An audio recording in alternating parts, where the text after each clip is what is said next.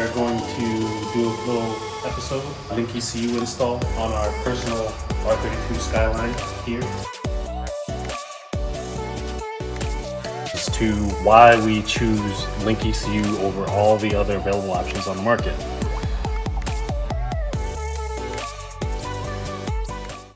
Alright guys, so I'm Ed over here at Sleeper Tuning. In this episode we'd like to discuss Link ECUs in this platform. We've had this car for about a year. It is bone stock, all original. Show you some of our install, how we go about fitting Link ECU on the Skyline.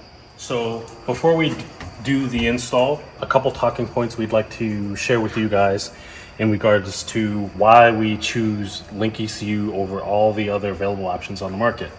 One of the reasons is the quality of the product.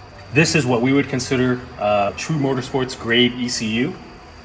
And part of the reason why we consider it to be that way is because the quality of the electronics used when manufacturing these computer systems, which really goes to show when you start diving into tuning the car.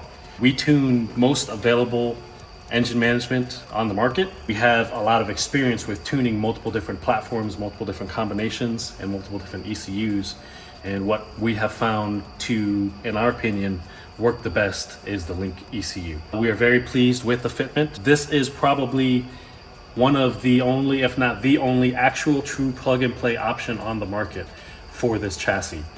And the reason why I say true plug-and-play is because a lot of other manufacturers will manufacture one ECU and offer jumper harnesses as a plug-and-play option. To me, that's not plug-and-play.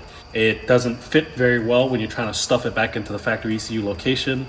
Some of the jumper harnesses tend to look like spaghetti.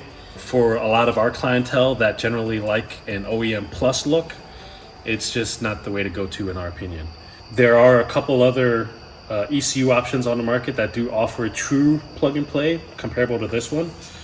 But you either run into issues like the ECUs are very outdated, you have limited inputs and outputs, and the software and or quality of the ECU can be very questionable at best. Another thing we like about the Link ECU is the versatility. What I like about these plug-and-play units, since they suit multiple vehicles with the same ECU connection, in this case we have an RB20, and this is the GTR Link. The vehicle of course is not a GTR, but the RB20s, the 25 Series 1s and Series 2, and then the RB26s all use the same ECU header. Now, there is a difference in pin location and whether or not cars come with certain functions or not. But what I like about the Link is because they design it to cover that wide range of engine platforms, they have dedicated input and outputs to all of those ECU pins on the header. So whenever I'm working with something that may be lacking, I can use that pin as an available input or output for something else. So for instance, on this chassis, they don't come with boost control solenoids, but on the 25s and 26 they do, and there's a pin allocated on the ECU header for what would be a wastegate solenoid from the factory, which I could utilize to control a wastegate solenoid. We tend to repurpose things like the mass airflow sensor wiring, O2 sensor wiring, to add additional inputs and outputs to the ECU, as they have provisions for sensor ground, sensor power, or any other analog input or digital output that we can use to control things. With a lot of other ECU manufacturers, they do offer some sort of flexibility, but I feel like the flexibility from these ECUs surpass a lot of what's available on the market.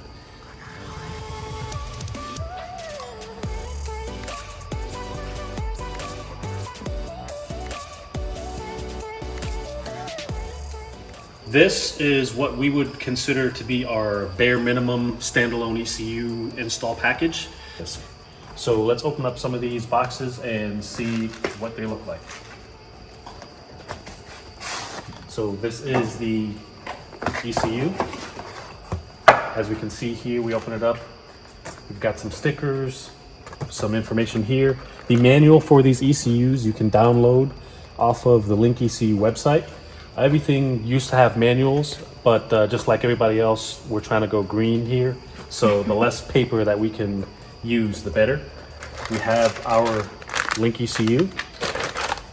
Over here, fitted in this area, we have our communication cable, a grounding strap for install, and a lot of times underneath here, you'll have more stickers.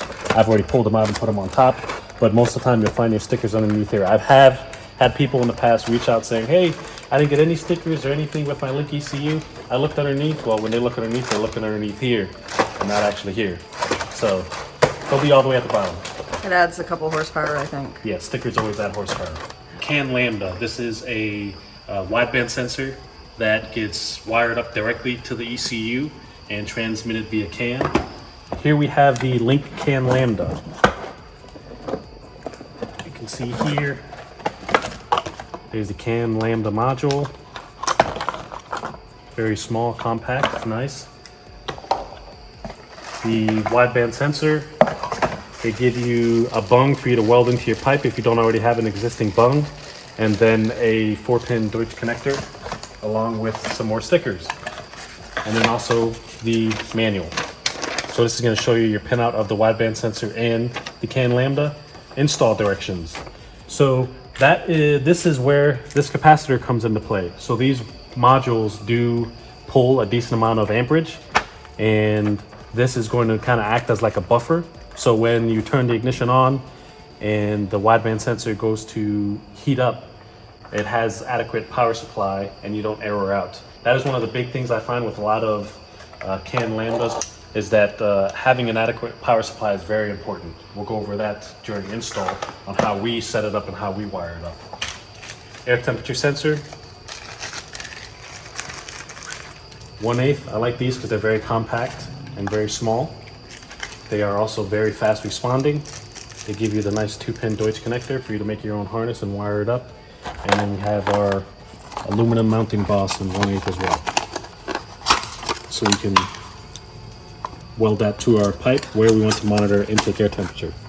This is the AEM 24-in-1 trigger disc that we install with every single standalone. This helps with ECU processing, as one would say, because the factory trigger disc has 360 slots. So when you start to turn, a decent amount of engine RPM, the signal can become very erratic and hazy.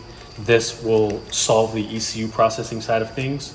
It will not solve the timing scatter side of things, but that's for another conversation that we can have in the future. Generally, we save ourselves the headache by installing these in the factory cam sensor every time. This is a cable that we use when installing our CAN Lambda.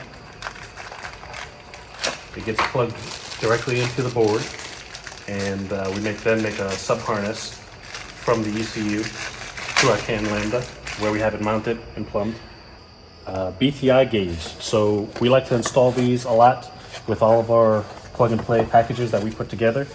This is a gauge that gets wired up directly to the ECU and it transmits data via CAN. You can view all data and parameters off of a single gauge, and there's no need to have multiple gauges in the car. It makes things a lot easier for install.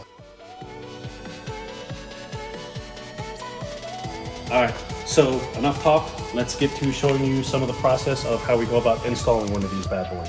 First things first, get the factory ECU out of the car, which I actually haven't done yet, so I should probably get to doing that. Good. Well, because they're plastic clips, and they're threaded, but plastic doesn't hold very well over time, so threads will tend to pull, and you'll just sit there free spinning it.